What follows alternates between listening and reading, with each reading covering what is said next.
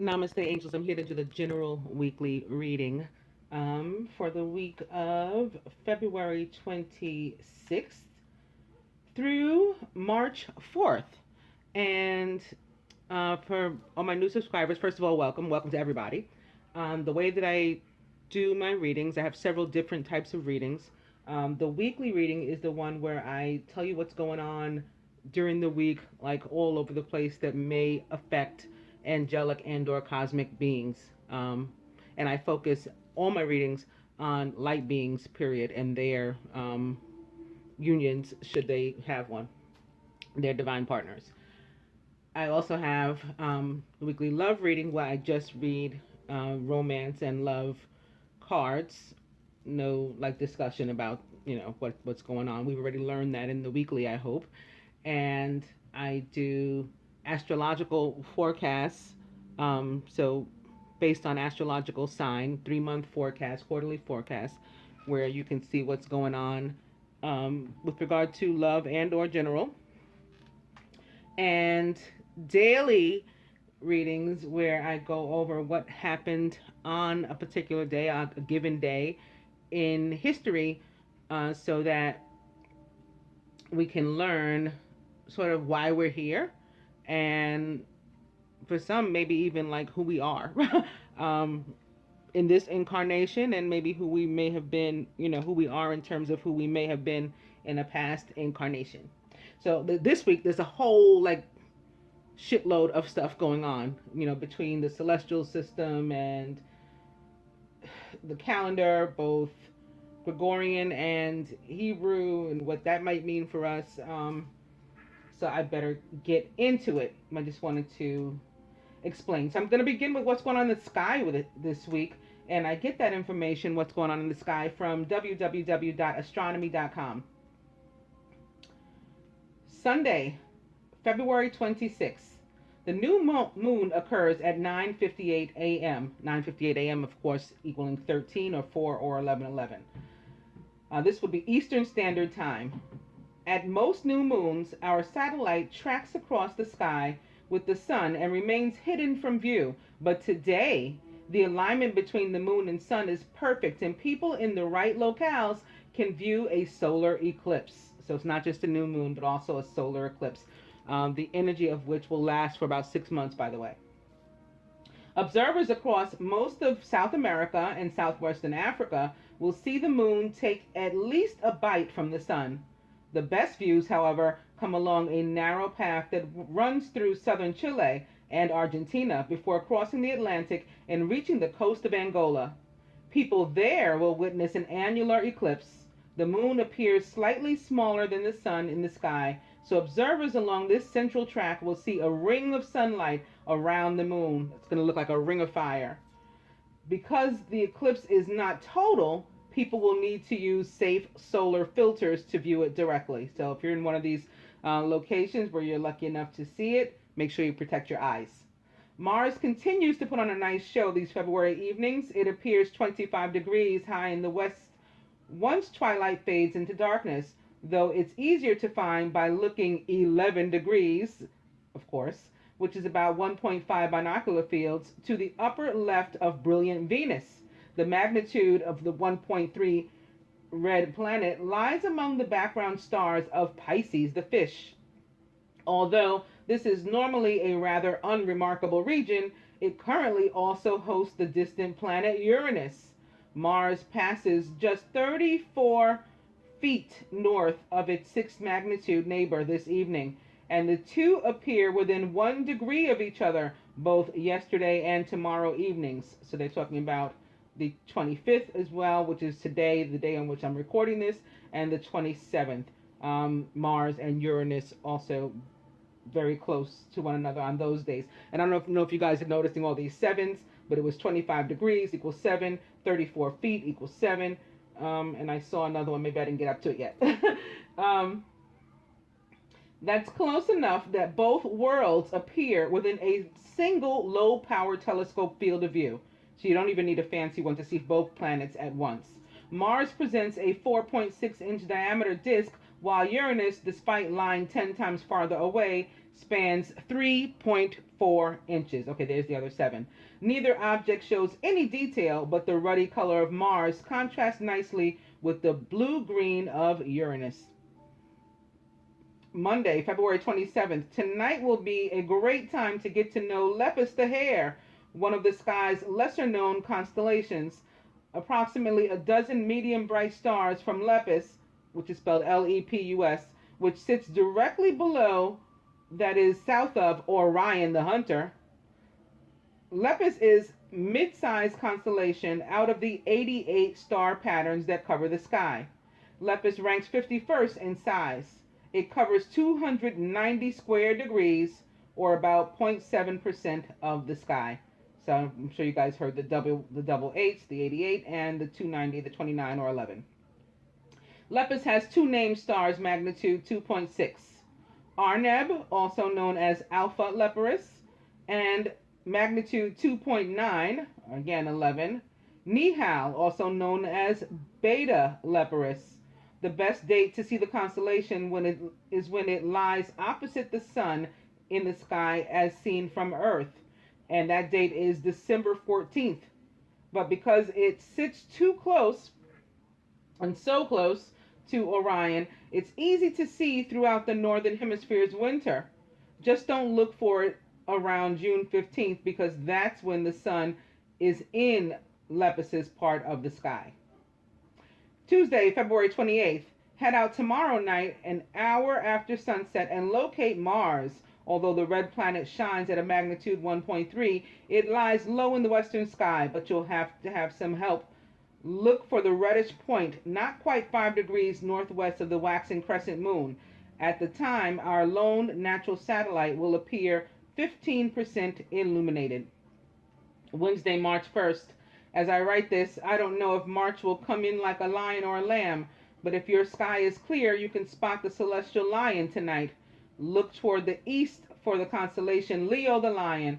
The easiest way to find it is to first find the Big Dipper, which tonight stands high in the northeast. Just poke a virtual hole in the Dipper's bowl and follow the water as it runs out. You might hear a mighty roar as the water falls on Leo's back. Now that you're in the general area, search for a backward question mark with a bright star at its bottom. The question mark's curve is the lion's head and mane. The bright blue star is Regulus, also known as Alpha Leonis. It marks Leo's heart. The rest of the constellation lies to the east of the question mark.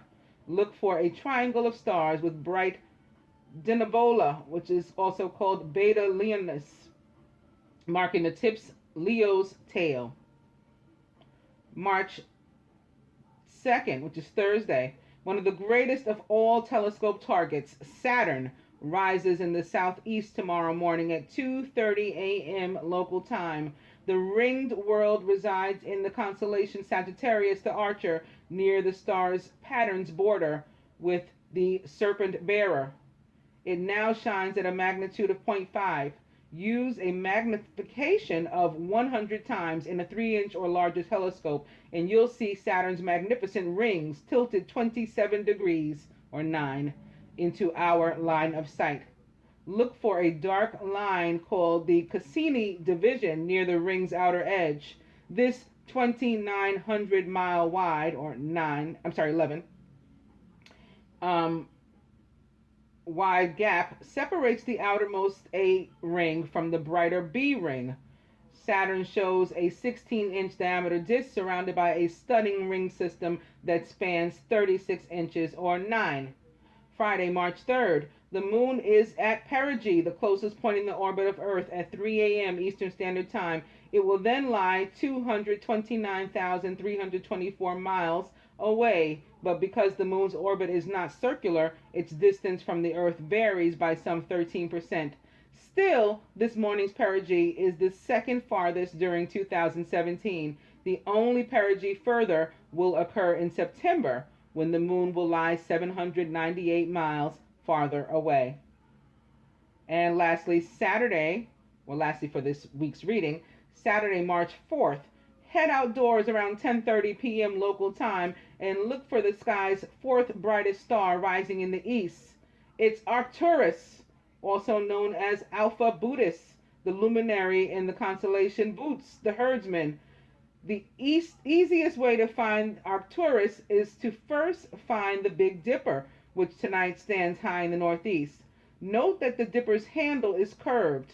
Follow that curve downward and you'll come to Arcturus.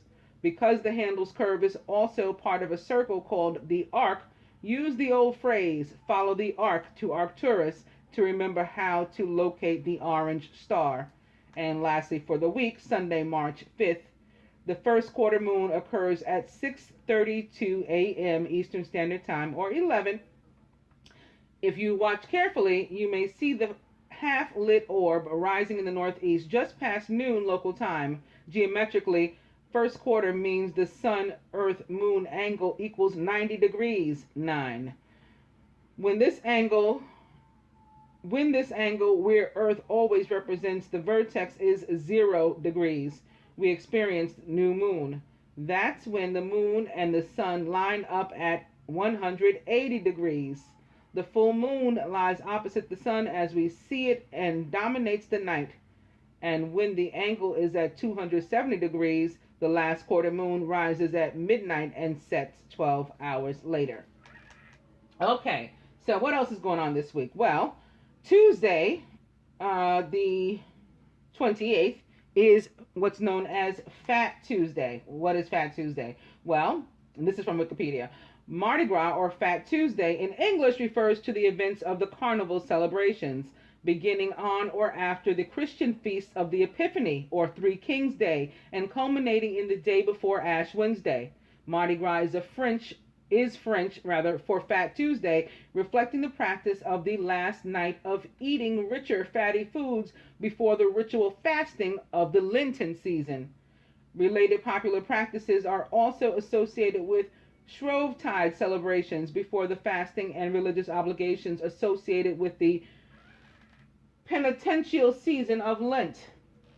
In countries such as England, Mardi Gras is also known as Shrove Tuesday, which is derived from the word shrive, meaning confess. So the following day, as was indicated by that, is Ash Wednesday.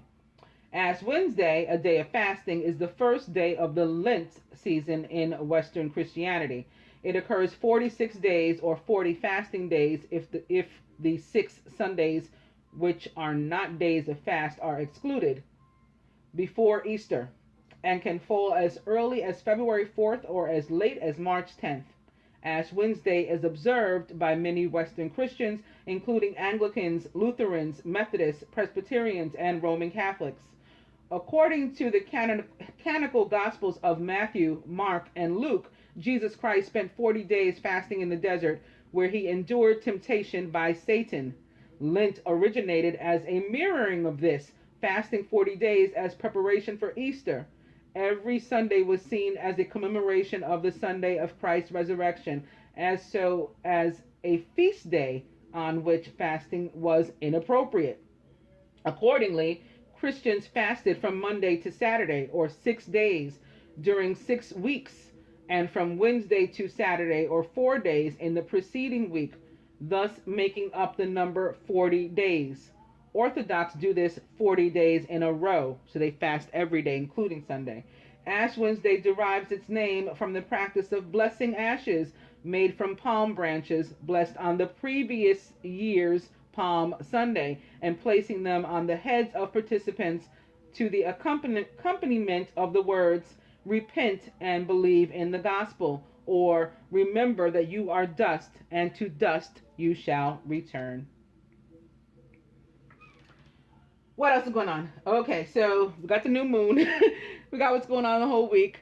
I skipped the 27th. I skipped over Monday. Monday is the first day of Adar. Hebrew month of Adar in the year 5777 starts on February 27th. Adar is the 6th month of the civil year and the 12th month of the ecclesiastical year on the Hebrew calendar.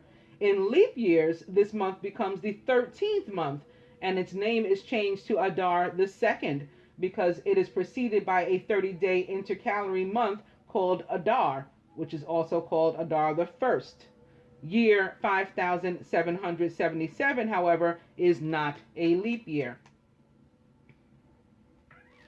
Some more about Adar. It's the Jewish month of joy.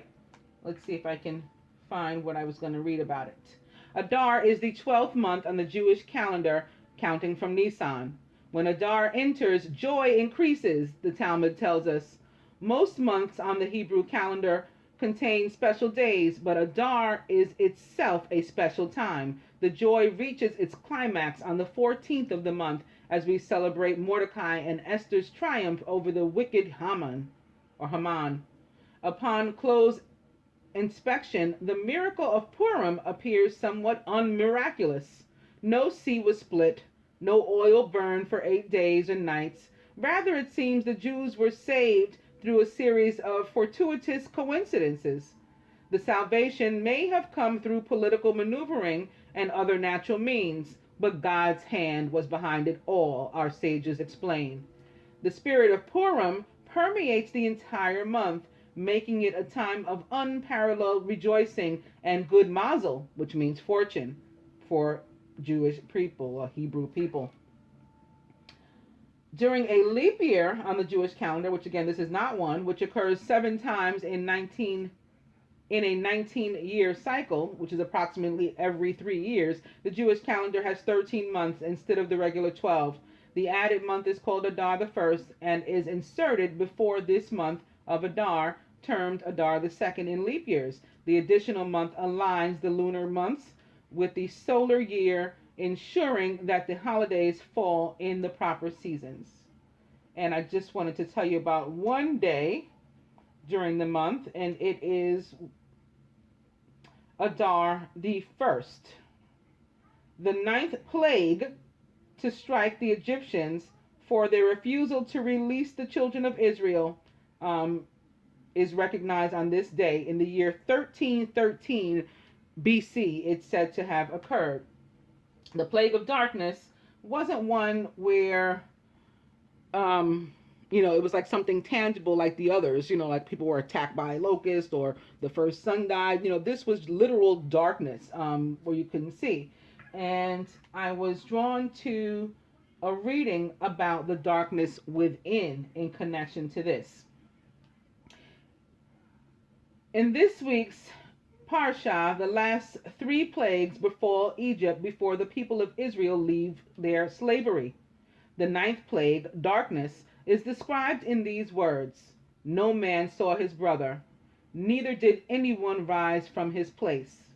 With this description, an event in history becomes current and contemporary.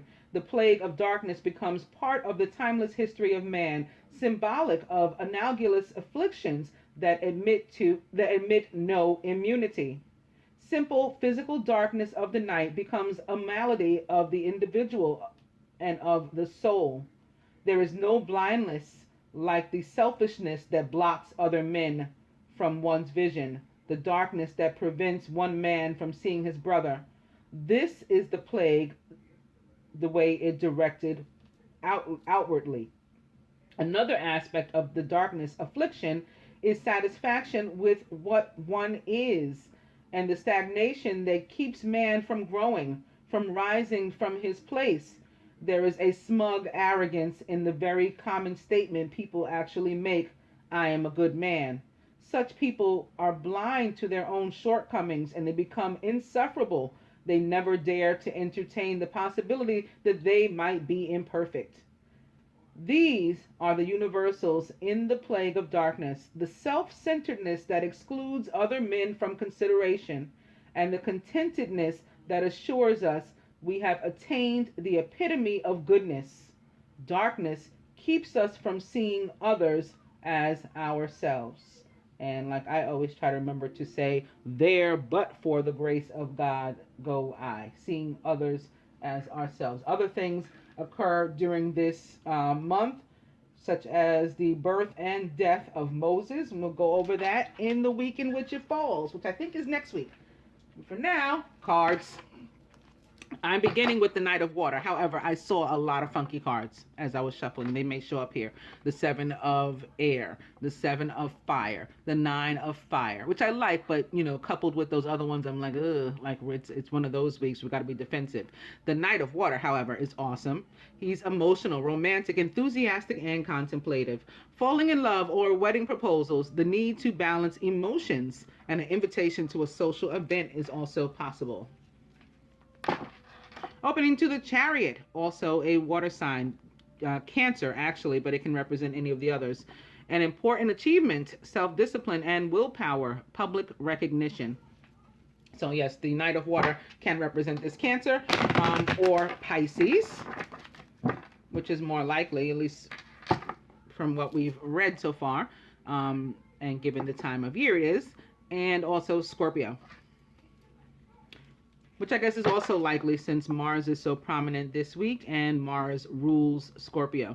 Opening now to the Three of Earth, the power of creativity, recognition for very high quality work. Be a team player. And the Three of Earth reminds me that I did not mention that Venus officially enters retrograde this week as well, March 4th. So the planet that rules all love and money in retrograde until April, or I forget the day it comes out. We'll go over that another time. During the week, I'll mention it. I'll have to look it up. So the Three of Earth back. I'll go one more, and it's the Eight of Air. See, the funky cards are starting. An illusion of being trapped and a lack of self-confidence, afraid to take action.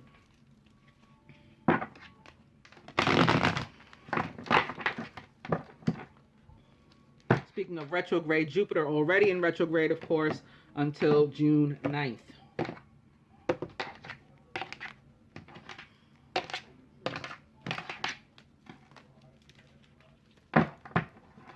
Nice. Landing on the Ace of Water. Falling in love or the resurgence of a relationship. Spiritual growth and enhanced intuition. Maybe even a new home. Like the Knight of Water, the Ace of Water is a Pisces, Scorpio, or Cancer.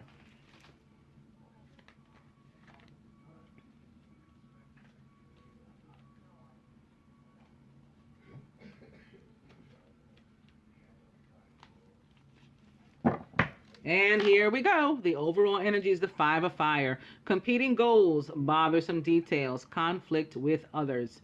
Perhaps a fire sign. Not necessarily. This is not a court card, and it's never, you know, guaranteed anyway that the person is going to be the same sign as the card that shows up. However, it's possible, again, since I saw all those other fire cards as well as I was shuffling. Fire signs would be Aries, which is also ruled by Mars, like Scorpio, Sagittarius, and Leo. And the Five of Fire, or Wands, for me, most often means conflict with not only others, but jealous, envious people in general, or specifically close friends and or family members, or oneself. Maybe like what we just heard about in the reading, and being in the darkness, not being able to recognize,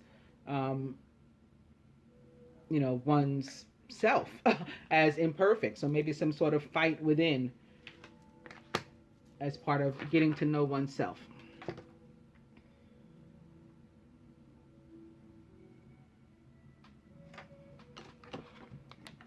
Masculine is the world with Archangel Michael. A job well done, joy, contentment, and gratitude, the path toward enlightenment. The world is, for me, my waiting to exhale card. It's when it's a very karmic, quote unquote, karmic energy, meaning fated, meaning like of the universe, that like eases us out of one phase or situation, a long one in our lives, and into like a new beginning, a new phase, the next phase. He is surrounded by the Eight of Fire, which I like. Events moving at a fast pace. Delays are over. Many things are happening at once. And in his subconscious is the Six of Fire, really like victory. Good news is on its way. Public recognition or awards. Very nice. The feminine, however, is the Nine of Air. Expecting the worst, self-fulfilling prophecies, and sleepless nights. This is manifesting negativity into one's own life.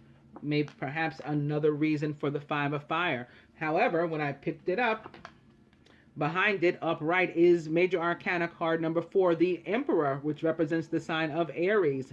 Archangel Michael, organization and logic, structure and discipline, leadership. This can be somebody, I mean, this can still be oneself, maybe trying to get themselves together, maybe trying to become organized and more emperor-like. However, this can also be like an aggressive energy working against you.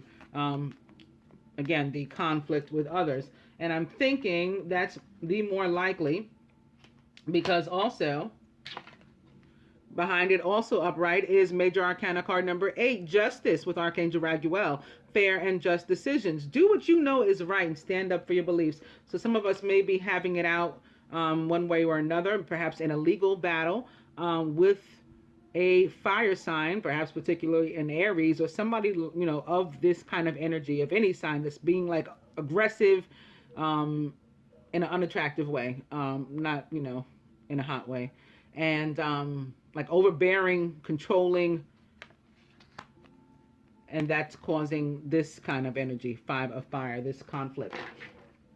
However, behind it is a Queen of Water who is in reverse. So that may be another prominent sign other than fire with whom this conflict can be. And again, perhaps it's with a Scorpio because Mars rules both of those planets. Both of those zodiacs, rather, Aries and Scorpio. Maybe that's why the Emperor was here, representing Mars, the red planet. In any case, the feminine is surrounded by the Queen of Earth, who is thoughtful, creative, warm, and sensible. Make time for those around you. Take a sensible approach. Deal with challenges in a kind and understanding manner. Surrounded by the 10 of Fire. So again, perhaps whatever this situation is, be it legal or otherwise, it's something serious where we're finally getting our just due. We've felt burdened and or burdensome upon somebody else, maybe for a long time, like the masculine. Maybe it's the energy of the world. Maybe that's why we're continuing to manifest negativity in our lives. We can't imagine it being over, but it's coming to an end. This is too much work. We need to accept help from others because life is out of balance, and that leads to stress-related concerns. So some sort of burden upon you, or yourself feeling burdensome upon somebody else, coming to an end. The union is crowned by the Knight of Air, who is intelligent, decisive, idealistic, and tireless.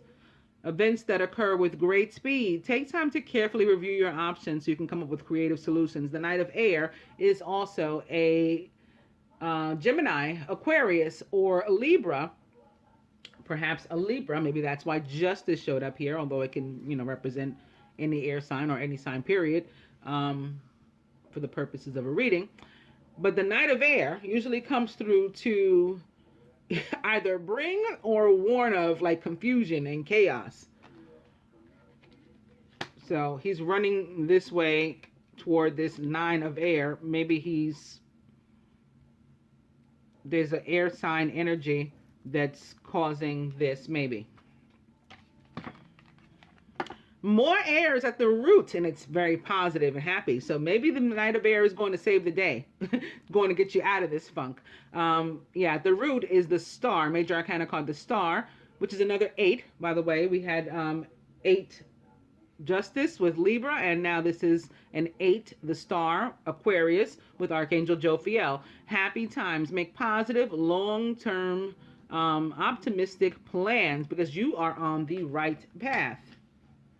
At the heart of the matter, the 9 of Fire. So we do have a nice progression, if nothing else, the 8, 9, and 10 of Fire. So things going on, we, handle them, we face them head on.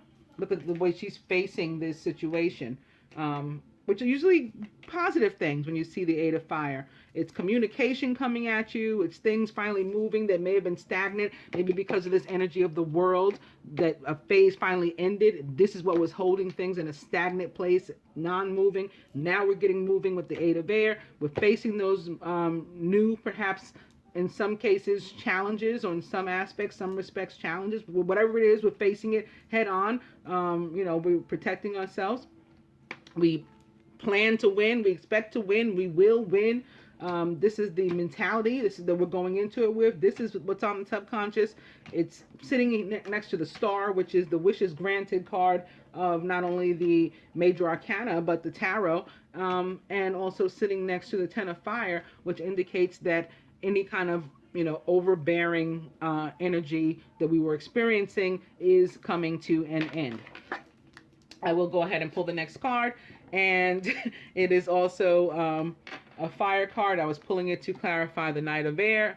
What type of thing? What might we be worried about? Maybe we're worried that the Knight of Fire is not going to show up. However, if we were doing that, we would be wrong. Here he is. The Knight of Fire is passionate, adventurous, self-assured, and restless. A sudden event that needs immediate attention. Time is of the essence. Think things through carefully. The Knight of Fire is Prince Charming. He is the knight in shining armor. He is a Leo, Sagittarius, or Aries. So it's sort of reminiscent of last week when we had to fight fire with fire. We're doing the same thing again this week, particularly the feminine. Okay, I don't see any reason to clarify any of these other ones. I'm going to go on to the next cards, and we can get clarification that way. Beginning with moving, which I felt right away as I shuffled to this. Moving on, whatever that means. And moving up also came to me, as in ascending. Opening 2, get some rest, which you will need for those of you who are moving up, particularly who are going through a period of ascension right now, because it is very draining.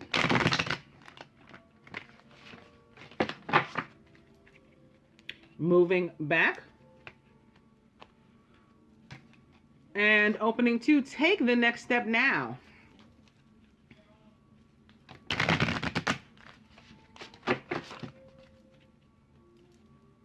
Take the next step now. Opening 2, seeking and finding.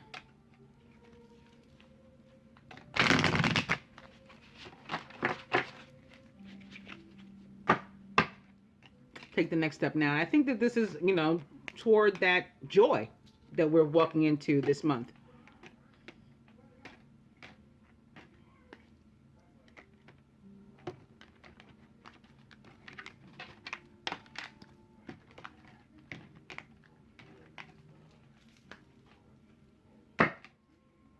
Hobbies. So this could also be a time to work on those projects that you had maybe let become stale. You started them, you never finished them. You enjoy unwinding by doing a particular thing. You haven't been doing it. I used to like to crochet. I haven't crochet and knit and all that kind of stuff.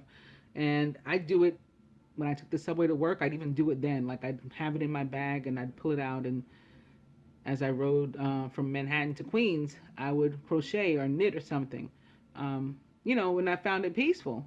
Now it's like I'd have to squeeze it in, so it wouldn't be so peaceful. But this is a saying, no, you have to make it so. Like, you got to find time for those things that do give you joy and rest.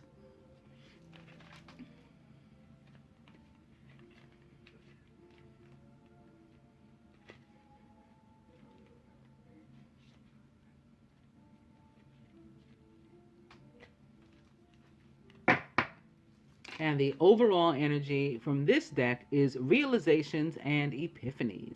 Beautiful.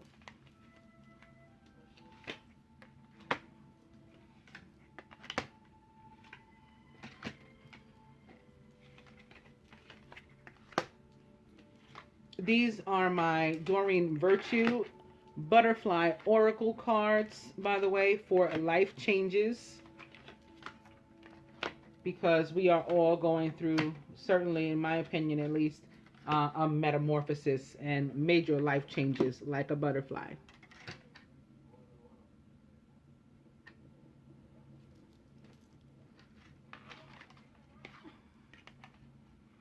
Here atop the world, which again is about a long, often like trying, um, difficult even phase in one's life. Maybe like a long relationship, a marriage, a job that you were at that was like it was thankless and you were miserable and you were only there because you needed to be able to pay your rent, otherwise you would have gotten out there. They didn't treat you right. It's finally come to an end, and that's a good thing. You're going to be eased into the next phase of your life. However, even in those kind of situations where maybe the job didn't treat us the best, maybe the friends at the job did, so we'll miss those. The marriage wasn't so great, but we had some good times that led to the marriage. And maybe we made some beautiful children together, so there are memories, um, that we can take with us. Okay, we don't have to leave the memories behind, but we got to leave, anything else behind. We got to leave any blame and resentment and judgment and, you know, whatever else that's baggage from these situations behind. And that's what the purpose of the energy of the world is, to allow us that time to, drop those bags and take a deep breath, and maybe catch our breath so that we can be eased into the next one. Patience can be required with the energy of the world, because it takes some time sometimes to get to that point and to be able to finally, like, oh, okay, like, what's next? Now I'm ready. That's the purpose of the world. Nice. Top from the Eight of Fire. Top from the Eight of Fire. Atop the Eight of Fire is a windfall. So, I mean, I think of windfall, I think of financial abundance, but there could be, it could be a windfall of joy. Whatever it is, it's coming to you very quickly. It could be a windfall of communication. Maybe communication had been stagnant. Maybe that's one of the periods of a long phase you're coming out of. For a long time, you were in separation. You weren't speaking, to someone. Not necessarily the maid. It could be the maid too, but maybe a friend. You're just out of contact. Business contacts. You fell out with a partner or something. Now everything is coming back together, and it's coming back together very quickly, and there's a lot of communication, and it leads to windfall. Fast windfall. Not the kind that you have to wait forever to manifest. Amen. Atop the Six of Fire, and this victory is sobriety. Now, this can mean many things. The long phase for some of us can be one of codependency upon something, someplace, someone. I just said it could be like a marriage or something, a job we were afraid to leave. It can be an actual substance, like the traditional type of addiction or codependency. In any case, we are victorious yet again. So this is two signs. The masculine is both crowned and rooted by these indications of having overcome whatever it was upon which he had been codependent. So bravo and congratulations to the masculine. Feminine. Atop the Nine of Air, and expecting the worst and self-fulfilling prophecies and sleepless nights,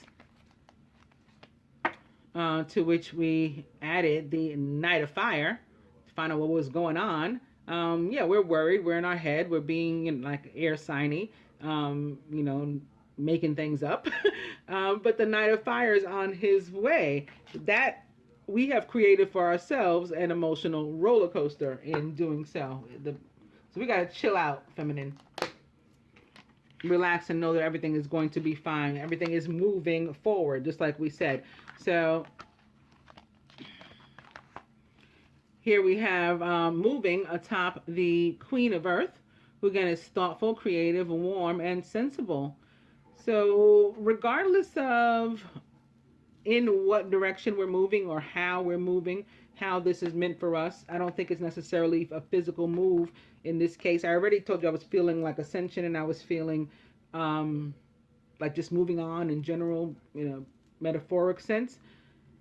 And maybe if I saw the Chariot again, which we saw as I was shuffling, I would have thought, okay, some people are actually moving, physically moving. I mean, which they still can be. Some of the feminine, and maybe they are particularly Capricorns, Virgos, or Taurians.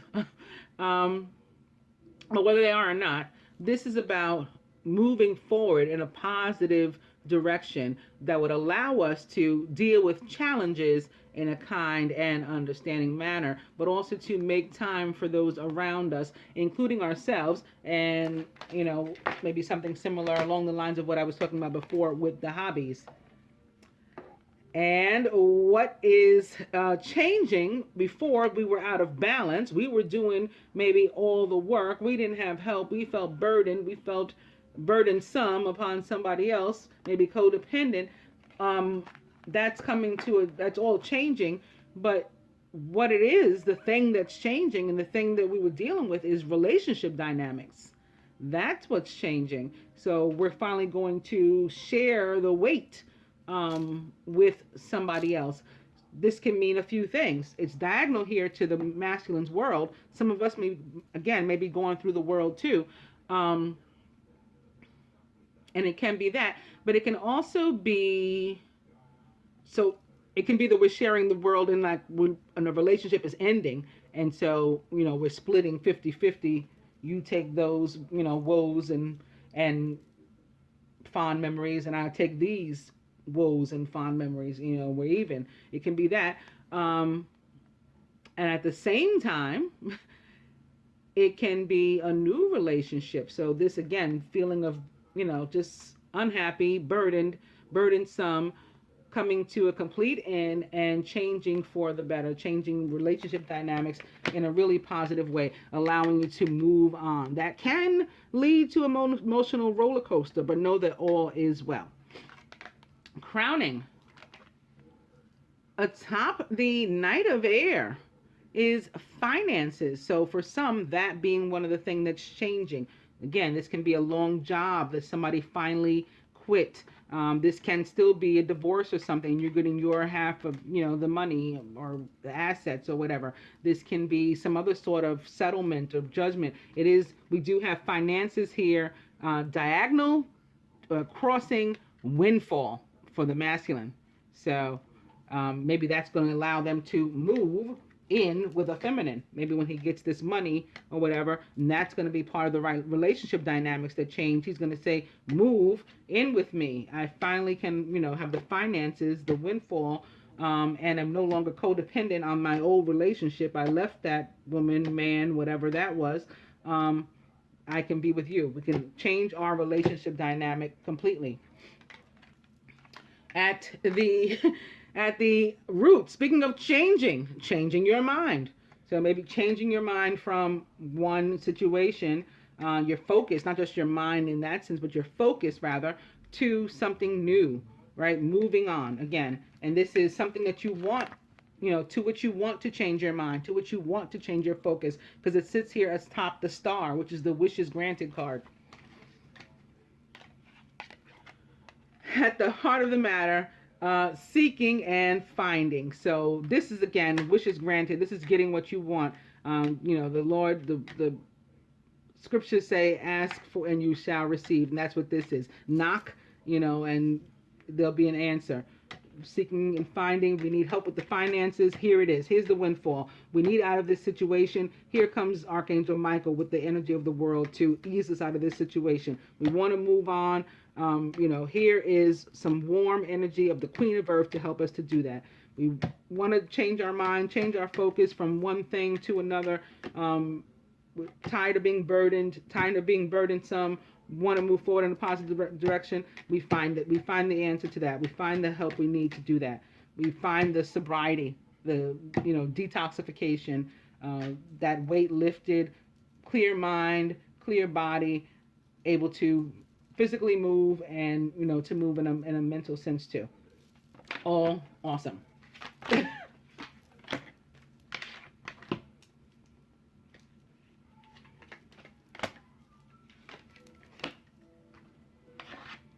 And I'm gonna use these new cards too, that come from a subscriber, Facebook friend, a viewer of mine called the Angel Heart Sigils, Mystical Symbols from the Angels of Atlantis by Stuart Pierce, and illustrated by Richard Crooks, beginning with Haniel and loyalty.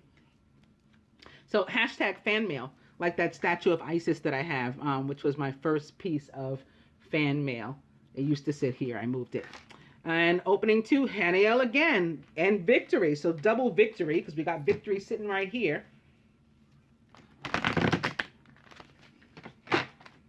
And we had the chariot come through, and that's about victory too. So actually triple victory in this reading today. Haniel and loyalty back. Opening to Raziel and devotion.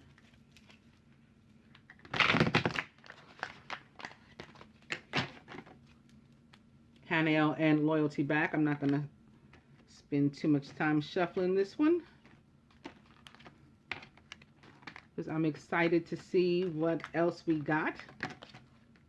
Loving the energy we ended up with for the week. And coming to Zadkiel and pleasure. Very nice.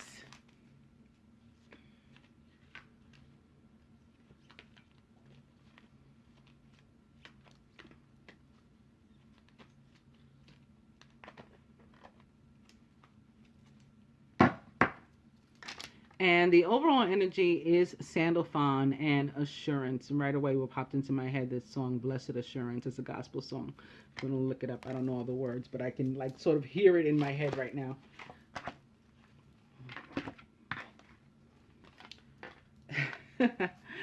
To the masculine, family changes. Okay, that can be as part of the relationship dynamics as well. That can be as part of the world. They all can have something to do together. They can all be connected. Family changes, maybe because, again, there's a split, there's a divorce, there's a separation, you know, there's a parting of the ways here, and relationship dynamics also changing over here. All for the good, all for the positive.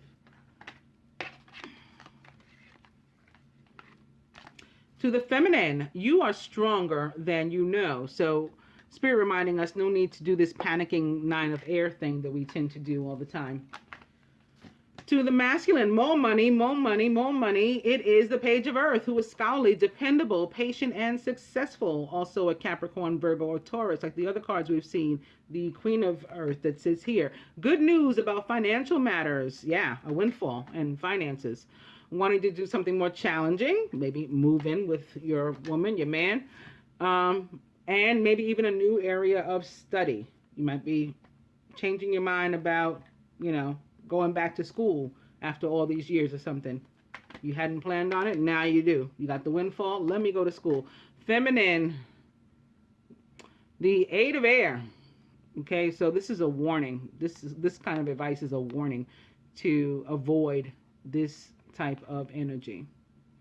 An illusion of being trapped and a lack of self-confidence, being afraid to take action. And I think in this case, it has to do with all this positivity where we, you know, grow on, we gripe about what we want, how it hasn't been coming to us. We manifest negativity. There's finally a shift. Positive things come in. Love is at the door, sometimes literally knocking, like seeking and finding. I said it relates for me to that passage in the Bible that's called, you know, like knock. Maybe knocking on an actual door, again, moving into a new place, and now we're scared. Now we're afraid to take action when it's finally here, when the wish is finally granted. Remember, we have wishes granted here at the root. So don't do this.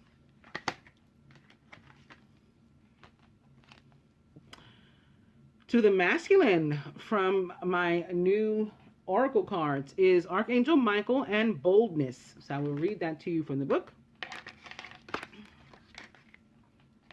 And to the feminine, Jophiel and adventure. I'll say from here already to not be afraid to, you know, embark upon the adventure is the least of the advice that's going to come from this card, similar to the masculines. The least of the advice that's going to come from this card is for him to go ahead and be that knight of fire, which it looks like he's happy to be this week. And I'm so proud to see it.